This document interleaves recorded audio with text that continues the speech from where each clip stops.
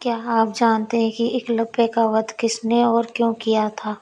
महाभारत का एक पात्र एकलव्य भी था जो बहुत पराक्रमी था, जिसके भय से देवताओं ने एकलव्य को छल से मार डाला। आइए जानते हैं कैसे। एकलव्य निषाद राजा हिरण्यधनु तथा उनकी पत्नी सुलेखा का पुत्र था। यह एक भील जाति के थे। एकलव्य के पिता ने एकलव्य का नाम अभिमन्यु रखा था, परंतु लोग उसे अभय के नाम से पुकारते थे। अभय ने अपनी शिक्षा अपने कुलीय गुरुकुल में भी प्राप्त की थी और वहाँ बालकपन से ही अस्त्र शस्त्र विद्या में बालक की लगन और एक निष्ठा को देखते हुए गुरुकुल के गुरु ने उनका नाम एकलव्य रख दिया। जब एकलव्य युवा अवस्था में आया तब उसके पिता हिरण्यधनु ने अपने एक मित्र निषाद की कन्या सुनीता से उसका विवाह करा दिया। एकलव्य धनुर्विद्या के उच्च शिक्षा प्राप्त करना चाहता था। उस समय धनुर्विद्या में गुरु द्रोण की ख्याति बहुत प्रचलित थी, पर वह ब्राह्मण या क्षत्रिय जाति को ही शिक्षा देते थे और शूद्रों को शिक्षा देने का विरोध में रहते थे। महाराज हिरण्यधनु ने एकलव्य को समझाने की पूरी कोशिश की। गुरु द्रोण तुम्हें शिक्षा नहीं देंगे, तुम व्यर्थ प्रयास कर रहे हो।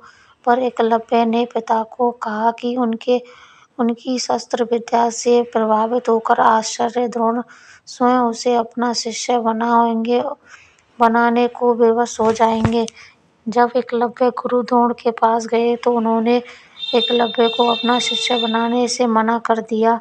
तब एकलव्य ने वन में आचार्य द्रोण की एक प्रतिमा बनाई और धनुर्विद्या का अभ्यास करने लगा। वह उस प्रतिमा को गुरु के रूप में रखकर उसके सामने धनुर्विद्या का अभ्यास करता था। एक बार द्रोणाचार्य अपने शिष्यों और एक कुत्ते के साथ उसी वन में आए। उस समय एकलव्य धनुर्विद्या का अभ्यास कर रहे थे। कुत्ता एकलव्य को देखकर भौंकने लगा। कुत्ते के भौंकने से एकलव्य की साधना में बाधा पड़ रही थी, तो उसने अपने बाण से कुत्ते का मुंह बंद कर दिया और कुत्ते का भौंकना शांत हो गया। एकलव्य ने इस तरह उस कुत्ते का मुंह बंद किया। बाण चलाकर कि कुत्ते को किसी प्रकार की चोट नहीं लगी। कुत्ता द्रोण के पास भागा। द्रोण और शिष्य ऐसी श्रेष्ठ धनुर्विद्या देखकर अचरज में पड़ गए और उस कुत्ते का हाल करने वाले महान धनुर्धर की तलाशने लगे। कुछ दूरी में उन्हें एकलव्य दिखाई दिया, जिस धनुर्विद्या को वे केवल क्षत्रिय और ब्राह्मणों को ही सिखाना चाहते थे, उसे शूद्रों के हाथों में जाता देख वह बहुत क्रोधित हुए और चिंता में पड़ गए कि एक शूद्र इतना अच्छा धनुर्धारी कैसे हो सकता है। द्रोण ने एकलव्य से पूछा, तुमने यह धनुर्विद्या किससे सीखी? एकलव्य ने तुरंत कहा, आपसे आचार्य द्रोण। गुरु द्रोण चौंके और बोले, मुझसे वो कब? मुझे तो याद ही नहीं कि मैंने तुम्हें कभी शिक्षा दी। एकलव्य ने द्रोण की मिट्टी की बनी प्रतिमा की ओर इशारा किया और कहने लगा कि मैंने उस मिट्टी की प्रतिमा को आप समझकर शिक्षा ली।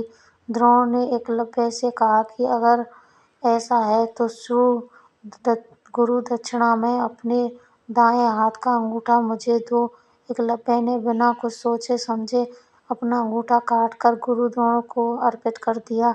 एकलव्य ने अपना अंगूठा दक्षिणा में देने के बाद वह अपने पिता हिरण्यधनु के पास चला जाता है और वहां जाकर बिना अंगूठे ही अभ्यास में लग जाता है। एकलव्य अपने अंगूठे के बनाई धनुर्विद्या में पुनः दक्षता प्राप्त कर लेता है। फिर पिता की मृत्यु के बाद वह राज्य का शासक बन गया और निषाद भीलों की एक सेना का गठन किया। एक बार जब एकलव्य ने मथुरा की सेना पर आक्रमण कर दिया था, तब यादव वंश में कोहराम मचने लगा। जब यह श्री कृष्ण ने देखा कि दाहिने हाथ में सिर्फ 4 उंगलियों के सहारे धनुष बाण चलाते हुए एकलव्य अकेला ही सैकड़ों पर भारी था। कृष्ण को वंश के नाश होने का भय सताने लगा, तो इसी युद्ध में कृष्ण ने छल से एकलव्य का वध किया था। कृष्ण ने अंतिम में यह स्वीकारा अर्जुन के सामने कि अर्जुन, तुम संसार में सर्वश्रेष्ठ कहलाओ, इसके लिए मैंने ना चाहते हुए भी तुम्हारी जानकारी के बिना भील पुत्र एकलव्य को छल से मारा, ताकि तुम इस संसार के सर्वश्रेष्ठ धनुर्धारी कहलाओ। कहानी अच्छी लगे तो लाइक, कमेंट, शेयर करें।